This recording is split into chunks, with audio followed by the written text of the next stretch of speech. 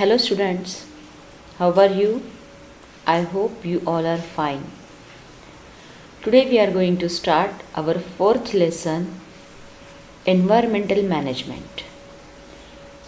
We know the concept of ecosystem, environment, content of the environment. So in this lesson, ecosystem, a review, environmental ecosystem, environment conservation, environment management and biodiversity hotspots. These points we are going to discuss. First of all, ecosystem, a review. We know that ecosystem is nothing but the combination of biotic and abiotic factors. There is an interaction occur in the ecosystem in between the biotic and abiotic factor. Each and every factor in the ecosystem, it plays a very important role. For example, we know that producers, that is the plant, they are very important as they produce the food.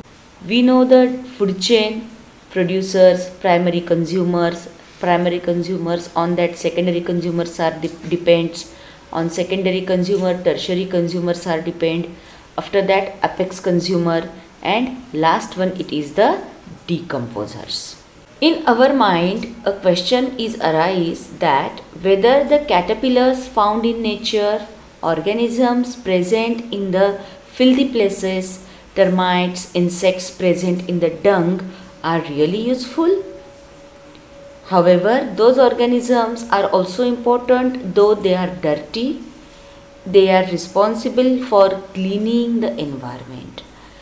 That means each and every thing in ecosystem, it plays very important role. Bottom line of this content, it is ecosystem, it is nothing but the combination of biotic and abiotic factors, and these both factors are interdependent with each other.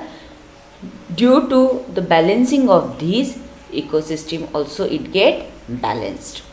Paddy is cultivated on large scale in various states of the South India. Paddy fields are frequently attacked by the grasshoppers. Similarly, frogs are also present in large number in the mud of paddy fields to feed upon grasshoppers, and snakes are also present in therein to feed upon their favorite food, frogs. However, if frog population declines all of a sudden, then what will happen? It is nothing but a food chain. That means whatever the grasshoppers, they are depend upon the paddy fields, and that grasshoppers consumed by the frog. If frog population declines, then grasshoppers will increase tremendously and loss of paddy field will occur.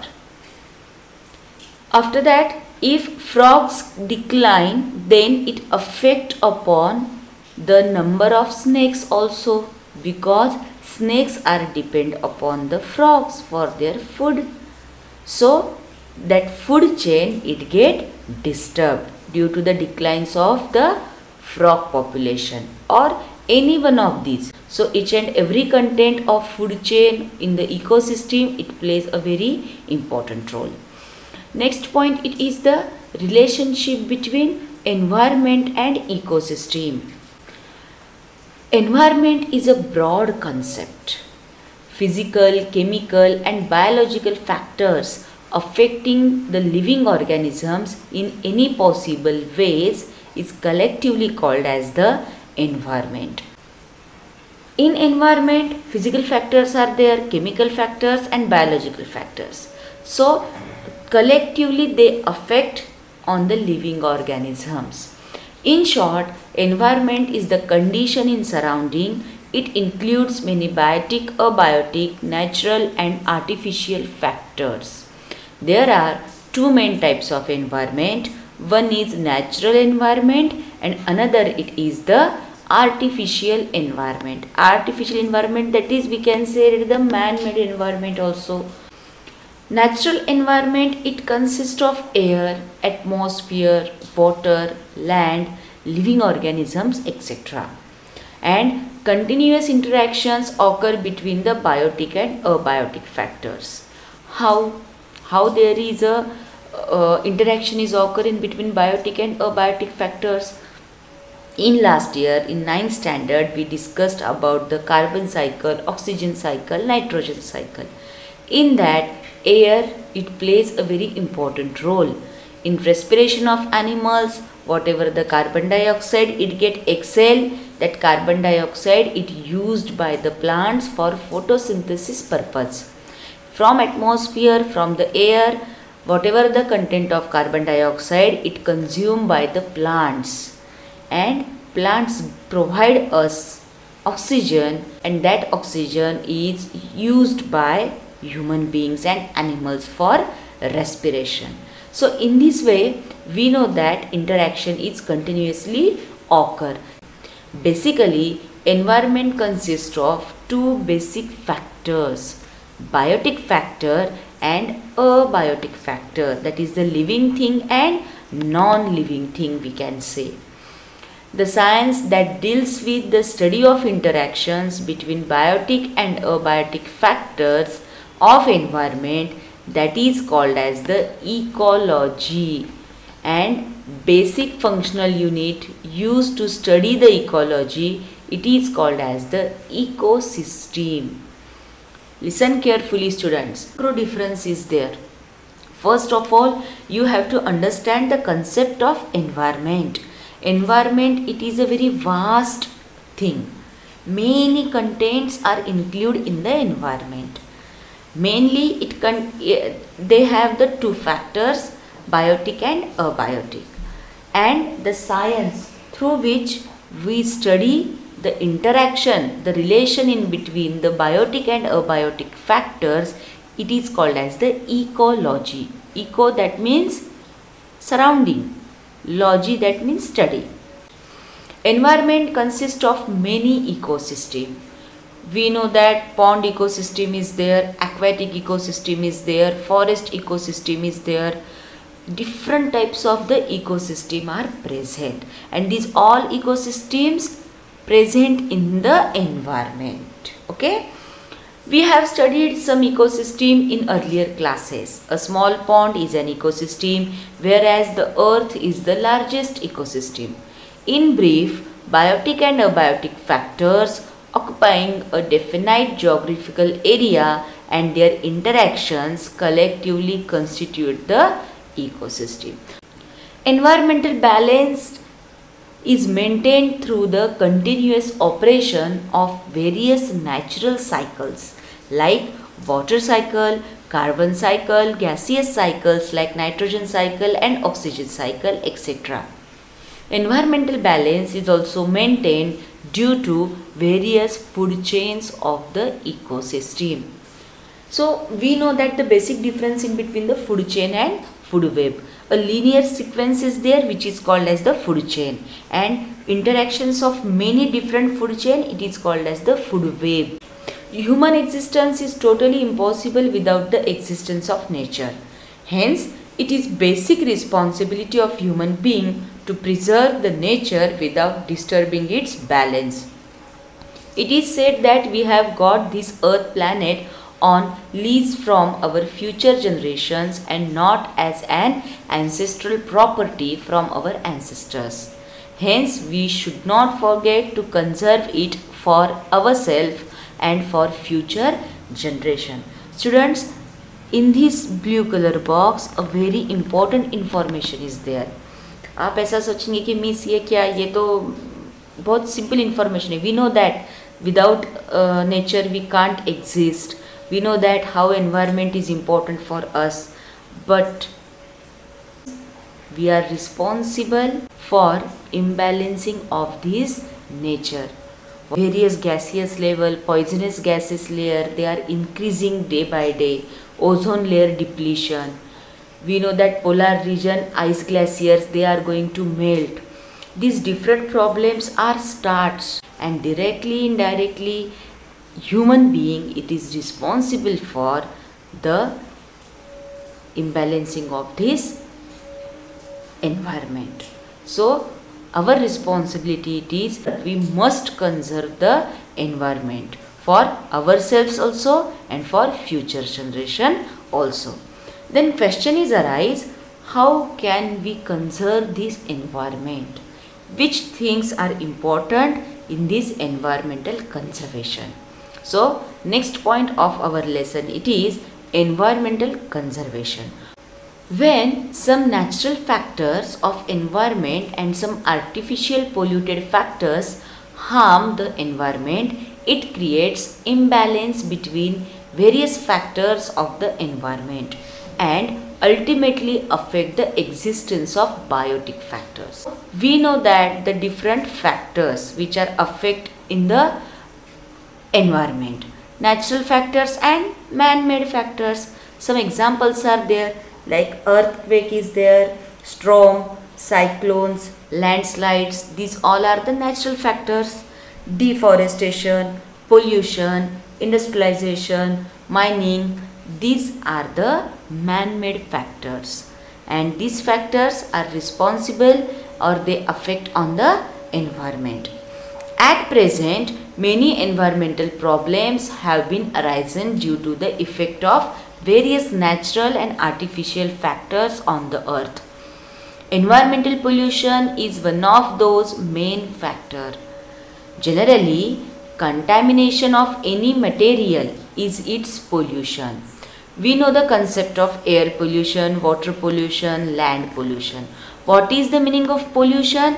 There is a contamination occur, and due to that contamination, if that contamination is occur in the water, it leads to the water pollution. If that contamination is related with the land, it is the land pollution. If that contamination is related with the air, then it is the air pollution. Unnecessary and unacceptable change in the surrounding environment due to natural events or human activities, it is called as the environmental pollution. So it may be water pollution, air pollution or land pollution. That is direct or indirect changes in physical, chemical and biological properties of air, water and soil which will be harmful to human and other living beings is called as the environmental pollution. In detail here definition of environmental pollution is there. We know that the physical and chemical change. Chemical change, in that total chemical formula it get changed, different reactions are occur and due to that chemical gases, poisonous gases are formed. Various reasons like population explosion, fast industrialization and indiscriminate use of the natural resources, deforestation and unplanned urbanization are responsible for environmental pollution. We are depend upon nature for our basic things, that is the food, shelter, clothes and medicines. For these basic things we are depend upon the plants, that is the environment. And if continuously increase in the population, demand of these basic things, it will also increase. But for production of these basic things, time limit is very less. Population तो बहुत fast से बढ़ रहा है, लेकिन same parallelly basic thing increase नहीं हो सकते, that is not possible. So it leads to the pollution. तो उसके लिए हम क्या करते हैं फिर? Deforestation, we disturb the natural resources, indiscriminate use. जितनी हमारी ज़रूरत है उससे ज़्यादा हम नेचुरल रिसोर्सेज क्या करते हैं? यूज़ करते हैं. We know that in short what is the exactly meaning of pollution? Contamination of any material to that particular thing, it is called as the pollution. So it is a very broad concept. Various types of pollutions like that of air, water, sound, soil, thermal, light pollution occur around us. हमको तो कौन से पता है? हम pollution अगर बोलेंगे तो हाँ एयर पोल्यूशन है, वाटर पोल्यूशन है, सॉइल पोल्यूशन है, but sound pollution is also there. Thermal pollution is also occur, light pollution is also there. light pollution is also there. So these all types of pollutions are responsible and they are disturbing to our environment. Out of this, environmental conservation has become the need of hour. This chart it get deducted, this portion it get deducted, but this chart it is a very important one, very simple one. It is air pollution. We have to write down here components, sources, what is the effect of air pollution and which are the control measures. Next point it is need of environmental conservation. General public is not aware about the rules of environment conservation. There should be large scale participation of the people in environment conservation. It will be possible to answer the environmental problems only if environmental protection conservation become an effective public movement. For this purpose, values like positive attitude and affection towards environment, knowledge about it, etc. should be included among children since their childhood.